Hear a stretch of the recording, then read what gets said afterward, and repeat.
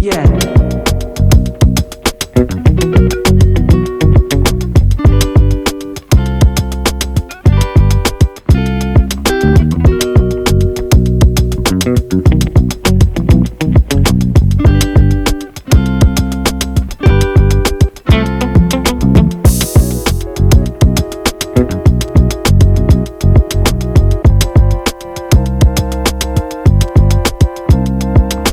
Uh.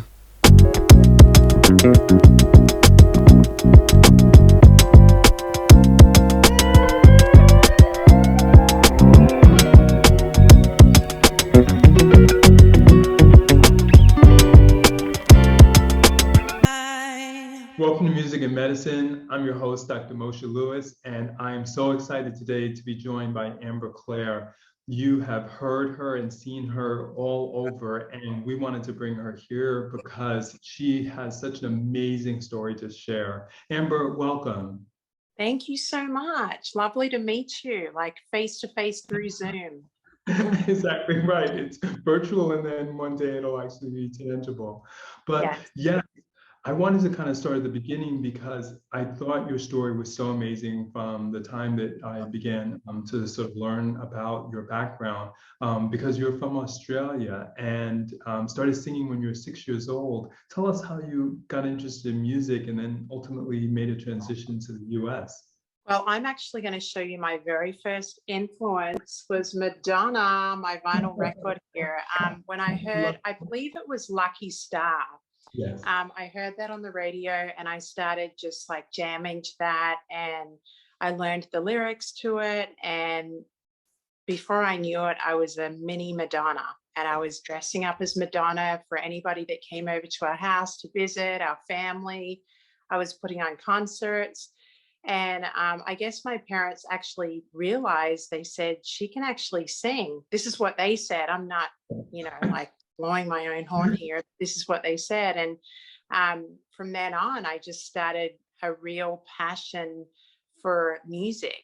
I mean, Madonna was just iconic, from her bracelets to her crosses to her bows, her jacket, everything she wore, like her dancing and just her style. I just absolutely just thought she was a knockout. I was like, wow, I want to be like her. So I was, a little mini Madonna.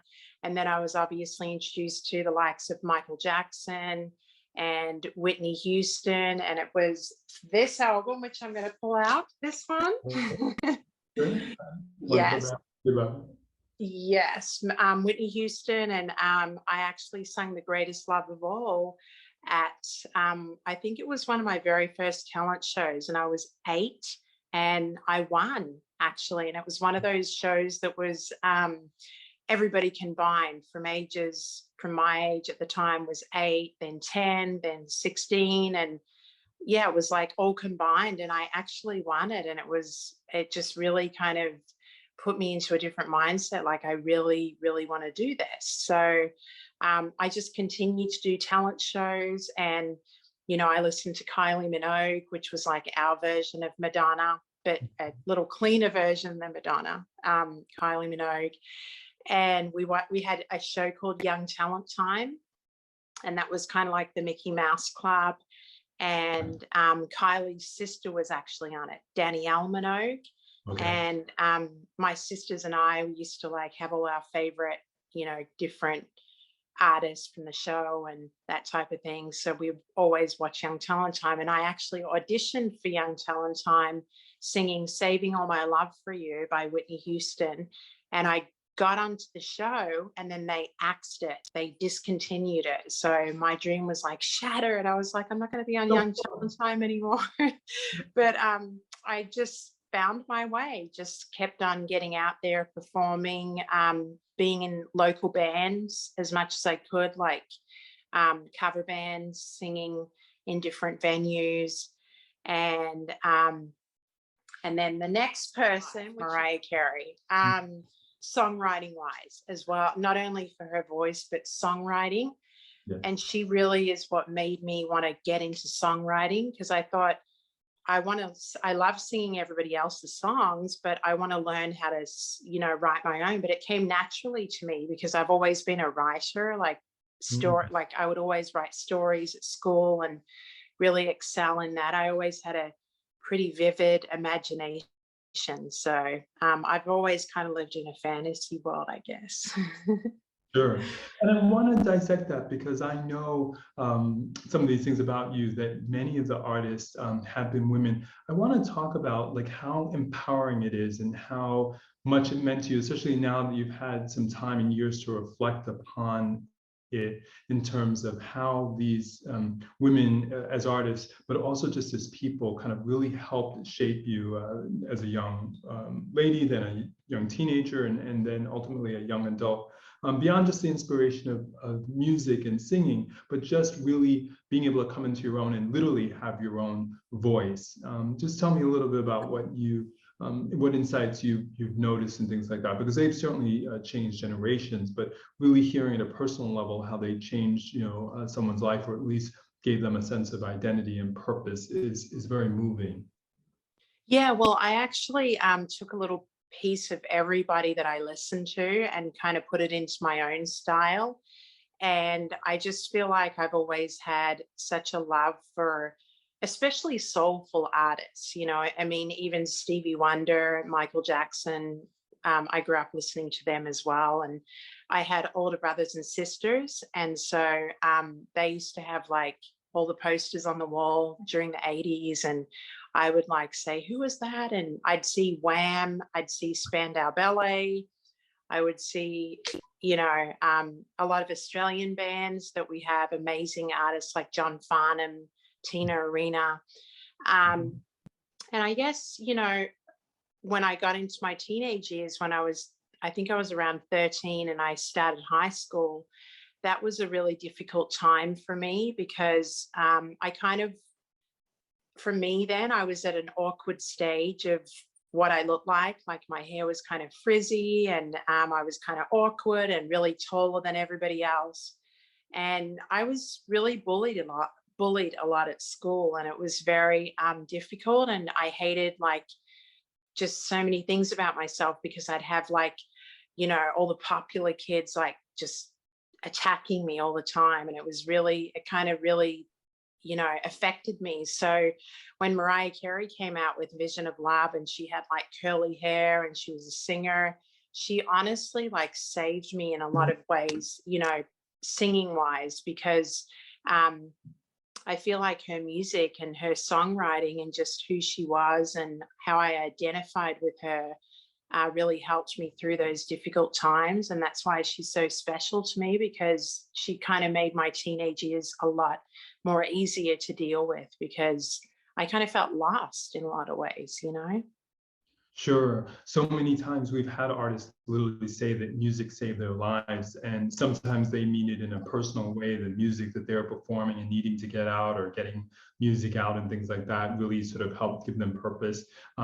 If I hear correctly, what you're saying too is that some of the music that you were hearing and some of the artists that kind of indirectly acted as a role model helped encourage you through a time where so many people are trying to find themselves and also fit in, so to speak, despite the fact that kids can be very cruel in that process.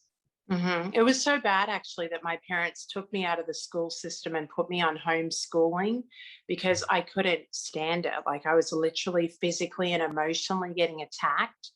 Every day I'd leave school, like they'd be waiting for me and they'd want to like just badger me and attack me, and it was awful. So I was like, I can't stand this anymore. So I excelled, and I think that's what made me become really strong and self-motivated from a really early age, because I've always been, used to doing everything myself. Like you have to be motivated even with homeschooling, because you can have, you know, people that are encouraging you to work or they help you, but you have to bring it within yourself to be motivated to actually do the work and get it done. And that's what it really taught me. So it's kind of helped in my later years a lot, thanks to my Sure. parents. And do you sense that it was also some of that same impetus and as well as independence that helped champion your decision to come to America? Absolutely. Yeah. Because I've always just been a go-getter. I've always reached for something higher than me. And I've never given up. I think that's probably the biggest thing about myself that I'm proud of. I could have easily like just thrown the towel in and said, I'm done.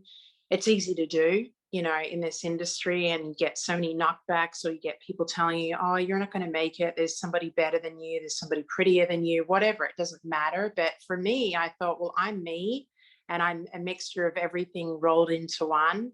And I'm going to make that work for me. Right. And to my understanding, you also, before we get to some of the things we've been doing more recently, did tons of interviews and, like you said, got a chance to write and really be amongst various celebrities, and I suspect still do. Tell us a little bit about how you kind of got into that and how it also continues to help support your career as you move forward with music. Sure.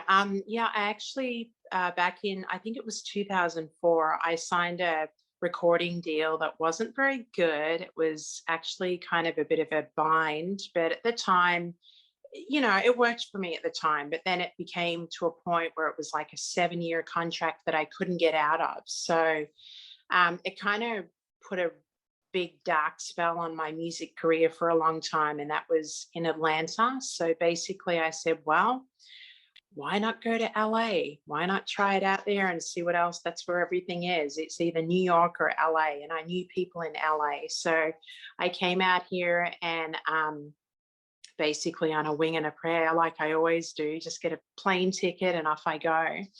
And I reached out to a couple of internet uh, radio stations that actually give up and coming artists and independent artists a chance to play their stuff on the radio.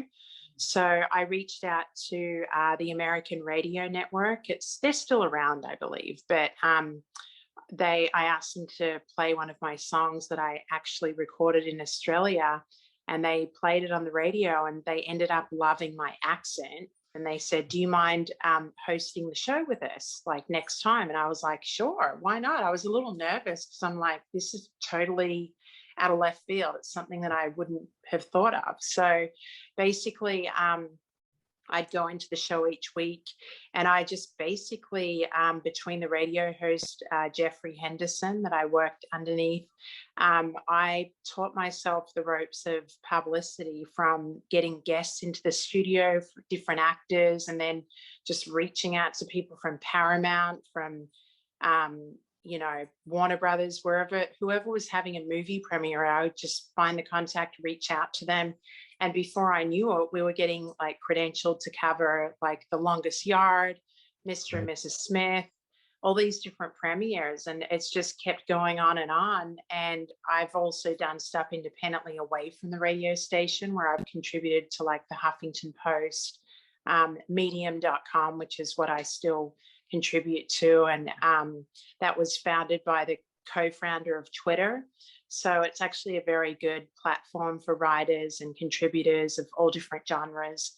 And I still get actually requests for me to interview different people and that type of thing. And I guess I can relate to it because I know where they're coming from a lot of the time because of what I've gone through. So I definitely try to do what I can as well to help different artists. Sure, no, and you've been so gracious with us and your time. I wanted to dissect a little bit about what you said with the contract, because I know many times this happens and it almost seems like it's a world that so few people can understand. And oftentimes early on at a young age, people can't really afford an attorney or an entertainment lawyer. Just tell us to what extent, where you can reveal, sort of the challenges of signing to a contract really early. And obviously that length of time is onerous, but it seems like sometimes that's almost standard.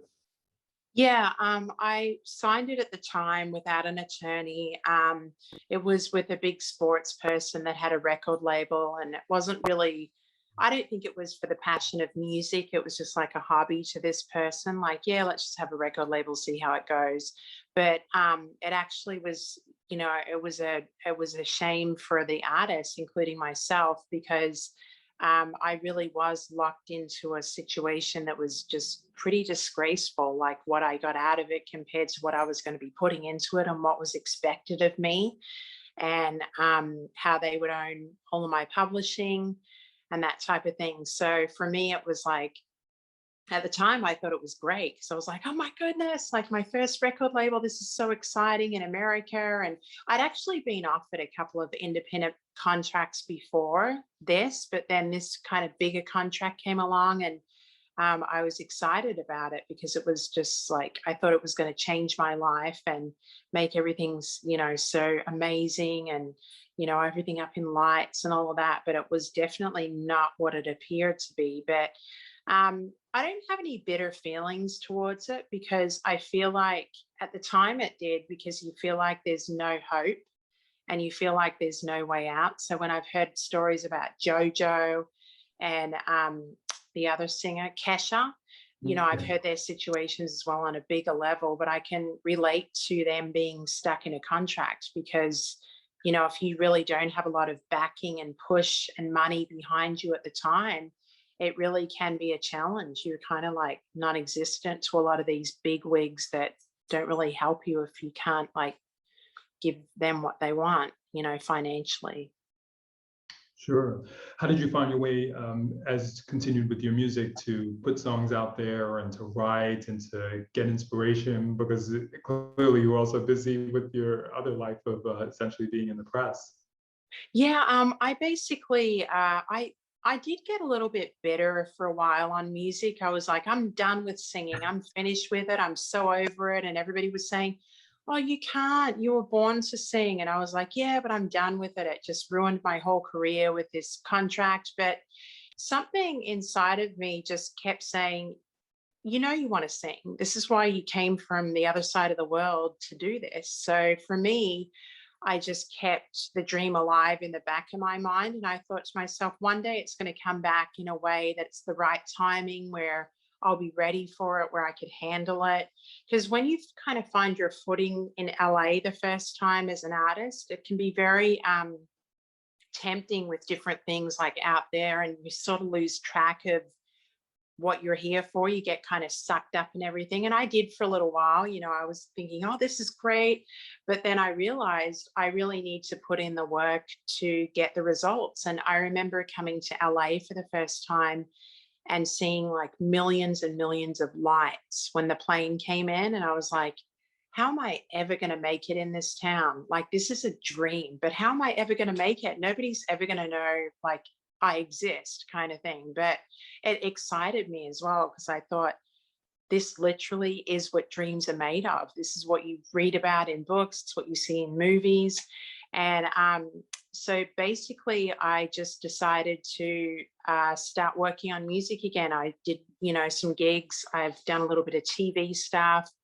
I started getting involved in a little bit of acting. And yeah, it was basically just, I think the last 3 or 4 years is when it really kind of took me to a different level now that I'm older. And I'm actually really proud of myself because, it's really hard sometimes to get so many knockbacks and you think, oh, is this ever going to happen? But it actually does. Like I tell people, don't ever give up because there's, if you're talented and you really work hard and you're passionate about something, it does pay off. But you have to be willing to put in the work and you have to know the business yourself and you have to be self-motivated. You can't expect everybody to do everything for you because you don't have control then. Because when you don't have control, that's when people can really take advantage of you because you're not aware of what's happening.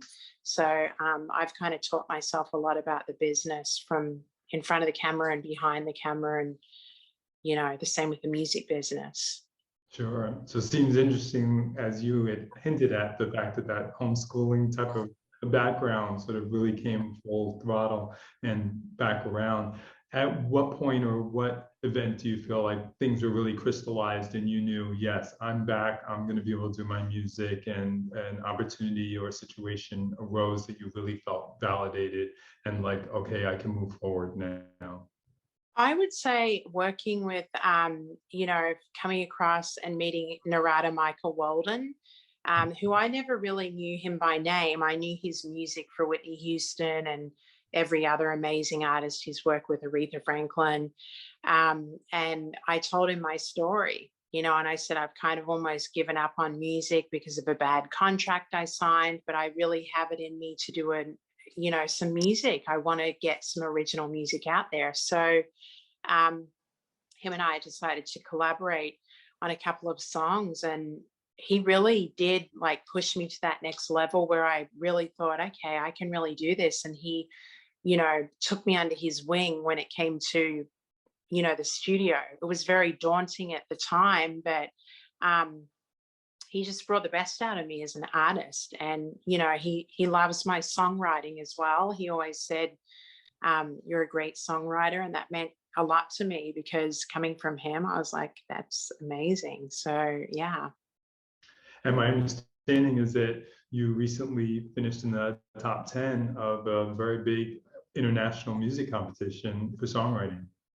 Yeah, the World Songwriting Awards. I wasn't expecting it. I just submitted my song Get Back Up. That's an inspirational song to, sometimes we have good days, bad days, but we just get back up and we've got to keep going and not give up. And I felt like it had a really strong message. And I've had a lot of people reach out to me and say, you helped me through such a tough time, like, whether it was an addiction, whether it was a loss, whatever it was. And it really kind of touched me. And I'm like, that's amazing. I'm so flattered that my lyrics like reach you and touch you that way. So I decided to enter the song, and I didn't think anything of it because you really can't expect anything. Like there's a lot of people that get disappointed because there's a lot of people with a big ego as well. And they're like, oh, I'm going to win this. It's not even a big deal. But when you kind of I don't expect the worst, but I just expect not to be picked, or I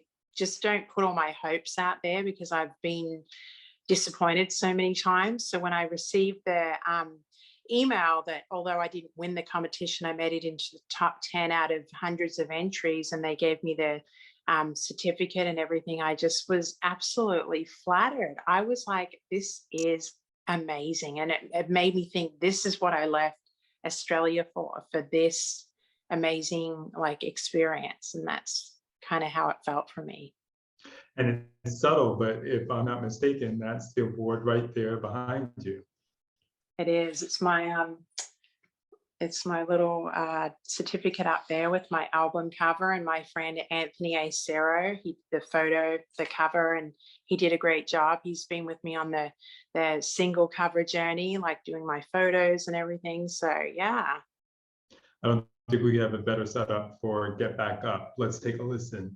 I wanted to touch on a theme because the show is called Music and Medicine. And today we're with Amber Claire, who is a singer, a songwriter, a publicist, and has just done some amazing things with being able to not only transition to the US, but take her career to the next level despite challenges and setbacks.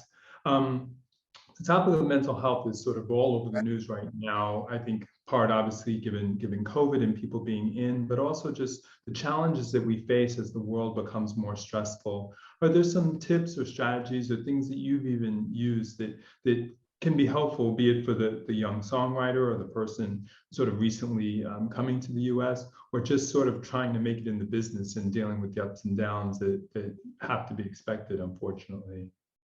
I think it's having people that in a close circle that have known you for a long time. And if they haven't known you for a long time, to keep people that have your best interest at heart, that are going to be honest with you. They're not going to lead you in a bad direction. I think that's the key, who you have around you and your influences. Try to be as healthy as possible. Stay away from all the temptations out there because it can really like kind of screw up your mind and make you more depressed. Exercise. If you feel good, you look good, whether it's, internally, physically. Try to have a good diet and just take care of yourself, because at the end of the day, if we don't have our health, we don't have anything. And, I've gone through depression pretty much my whole life, like up and down, and particularly through my teenage years because of what happened. But I remind myself I'm a very strong person, regardless of what influences are out there or people that try to bring me down.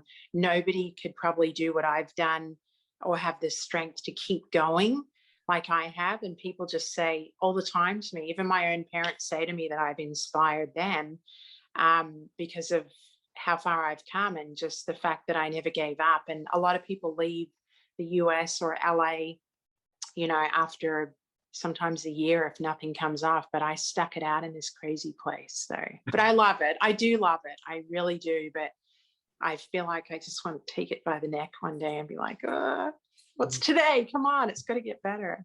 Sure. What are some of the things you wish you could change about the industry to make it a little bit more easy for artists to transition in and to move throughout the system? I wish that there was more legit people.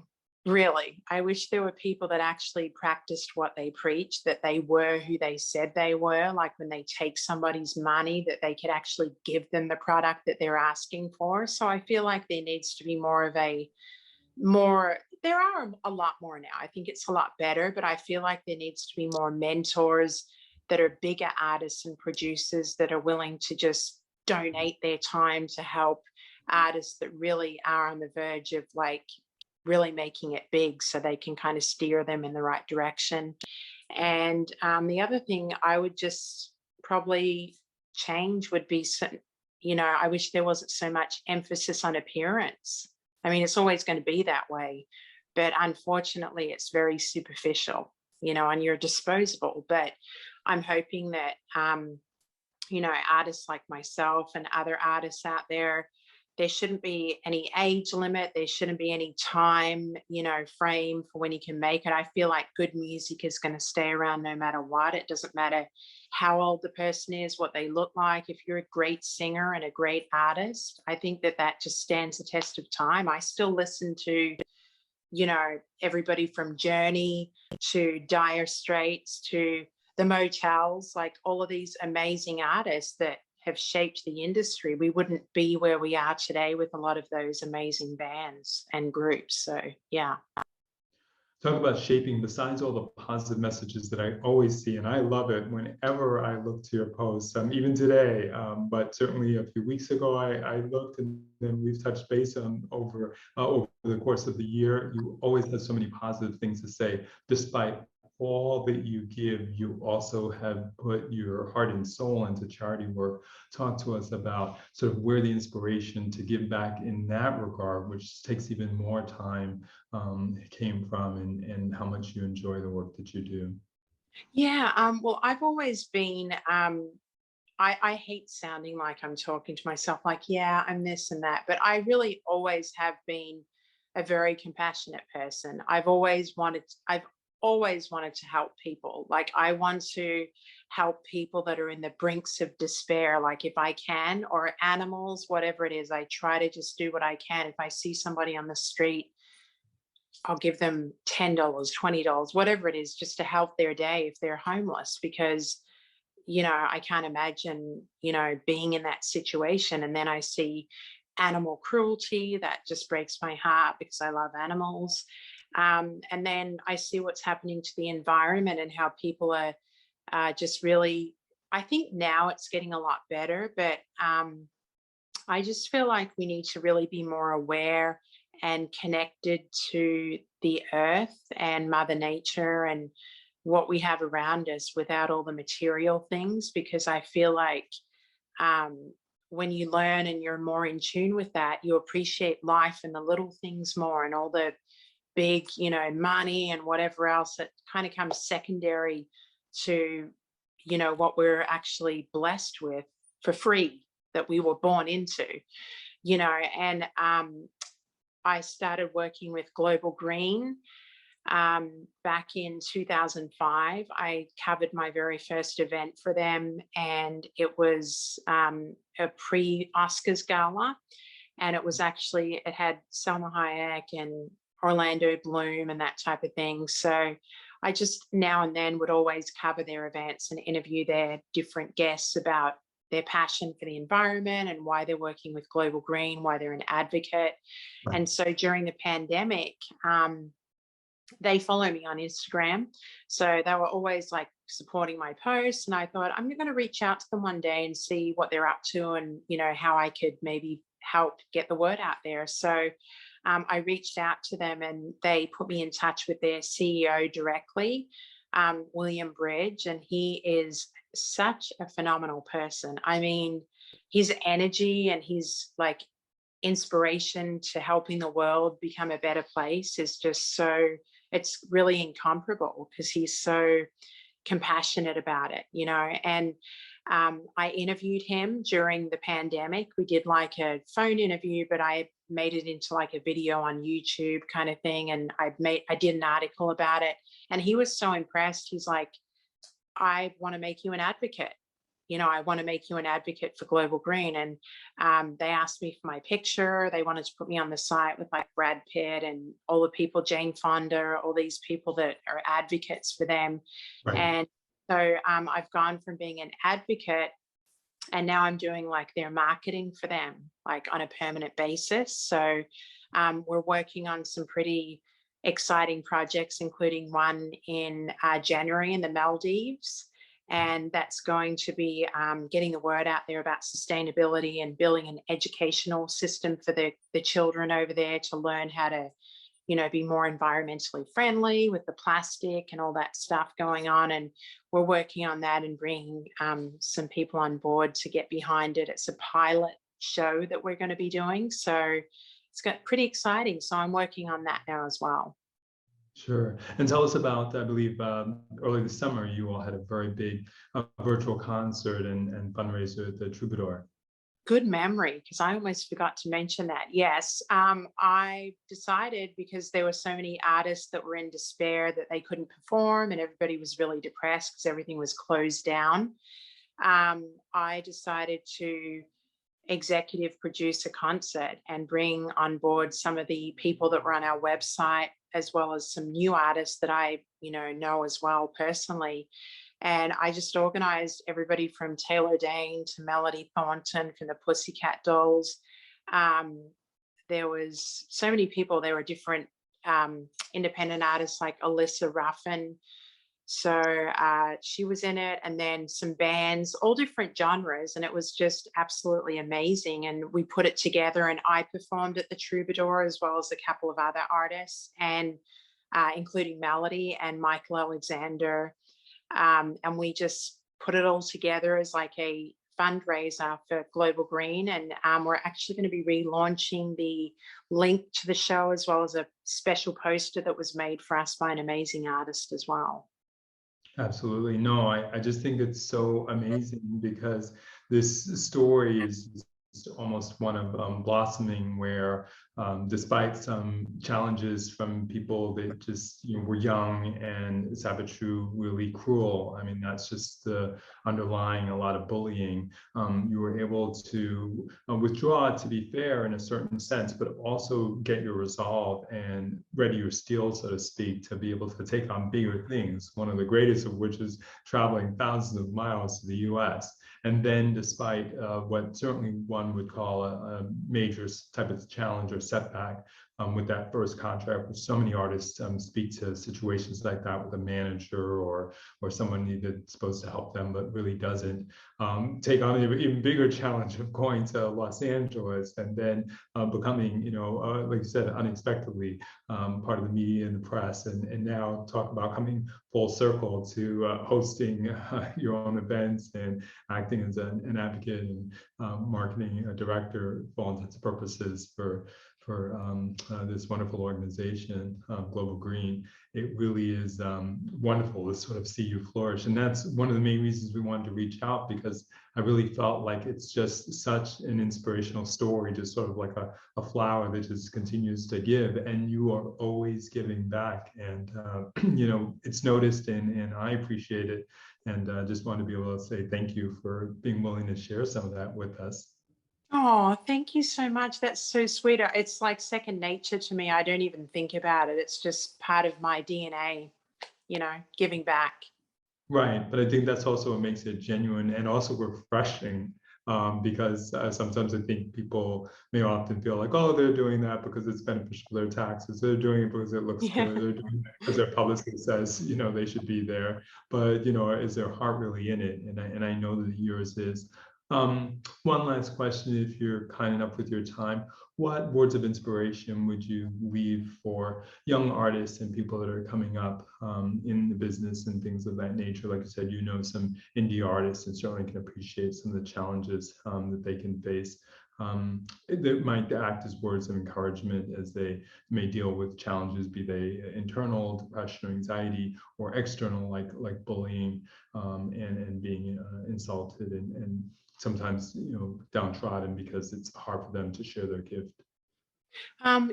First of all, social media is the biggest problem. It can be our biggest greatest platform, but it can also be very damaging.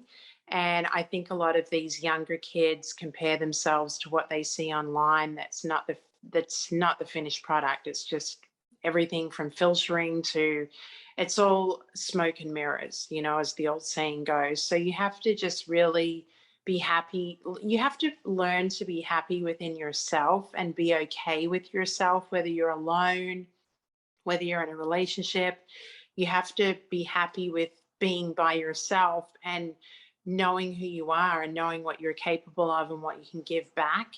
And I think between that and taking care of your mental health, whether you are dealing with bullying, get help for it. There's a lot of help out there. There's organizations that are waiting to help people that are, struggling with those type of issues, and to just try to be as healthy as possible. You also have to invest in yourself.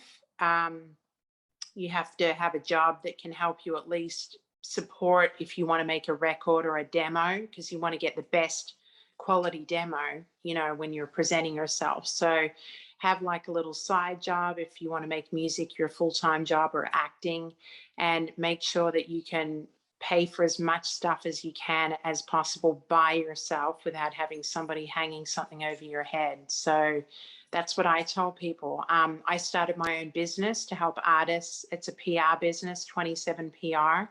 And I started that back in 2012. And I offer press services, and I offer as much as advice as I can to upcoming actors and musicians. And I help them with their articles and press to get it out there, because once you have a product or something to promote, press is definitely important. You can be the best singer, the best magician, you can be the best actor, but if nobody knows who you are, you're just going to stay where you are. So you have to kind of, keep your name out there in a good way. And that's what I also help with, like getting, your name up on Google once I do an article and that type of thing. So I invented the business because I know what it's like. I know how tough it is, and to get anybody to listen to you or give you an opportunity. So thankfully, I've helped a lot of actors and musicians over the years from different countries that came over here, and I've kind of got their name out there for them. So.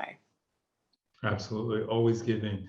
On that note, please, if you're comfortable, share with us one more song that's inspirational to you, and no doubt will be inspirational to us, of yours that you really enjoy. Okay, so one of my songs, you mean, or any song? Or one Okay, of your.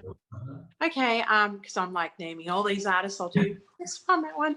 I guess there's a song that I wrote in Australia called "Till We Meet Again," and it's a ballad, and I think that's pretty inspirational. It's like not saying goodbye to somebody, you're waiting till you see them again. So you can't just say goodbye. You're going to say till we meet again, because you don't know what's going to happen. Because a lot of people say goodbye and think that that's it. But until you know the definite answer, it's kind of like, I won't say goodbye. I'll say till we meet again. So that's one of my personal favorite songs that I think I wrote when I was about 20 years old. The first time I came to the US, I was going back on a plane from Atlanta, I believe. And I had to leave some friends and family, and friends mainly. And I was really sad about it. And so I had it in my head about till we meet again. And I was like, okay, I'm going to keep that lyric in my head. And I got back to Australia and got into the studio with one of my local producers there, and he produced it for me, and I wrote it and arranged it, and I think it's a nice ballad. Absolutely. And let's take a listen till we meet again. What a great song.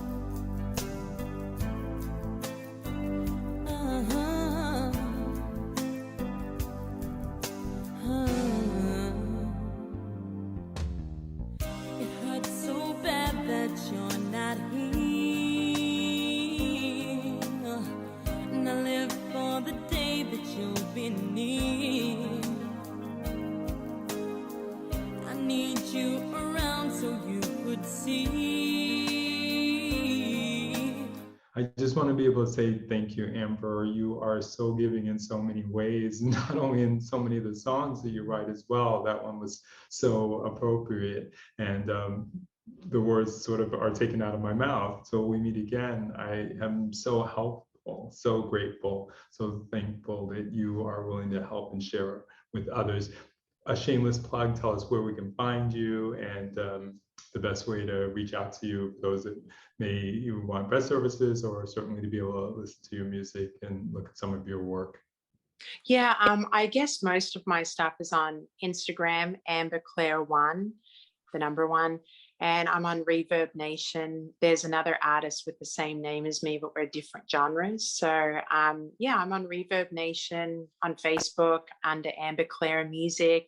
And I have a little cover song that I'm getting ready to release probably in the next month of one of my favorite 80s songs and artists and bands and an exceptional vocalist. And I'm doing a cover of that song. So I'm hoping to get that out there actually before the end of the year. So yeah, I'm really sorry about that. I don't know what happened. We got the power magic to fix it. Thanks so much. You've been so kind with your time and so giving of your life and your heart. It just is so refreshing that, like I said, you stood out from the crowd. And I think as we continue to encourage each other, hopefully likewise, that'll spread to those that maybe not, as you said, having such a great day or dealing with the ups and downs of the music industry or being in LA. And it's so refreshing to know that there are people that sincerely care out there and that are really trying to help honestly and truthfully. So thank you. Absolutely. And that's what I'm a big believer in, the truth and being transparent and as honest as possible. There's too many people that kind of put on a facade or they're living a bit of a lie. So I think I think it comes with age too. Like as you get older, you don't really, it's like, what are you going to put, who am I trying to impress? I need to impress myself. So that's kind of where you get to. And I want to congratulate you too for your amazing skills and what you're doing to, help artists and get the word out there in a positive light. I think it's fantastic what you're doing as well. So I'm just as pleased to be part of your show. I appreciate it. Sure. Thanks. Till we meet again. Yes. Okay. Thank you so much. Absolutely. Bye. You've been Music and Medicine. I'm your host, Dr. Moshe Lewis, and we look forward till we meet again and see you here on the next episode of Music and Medicine. Thank you. Welcome to Music and Medicine. Welcome to Music and Medicine. Welcome to Music and Medicine. I'm your host, Dr. Moshe Lewis.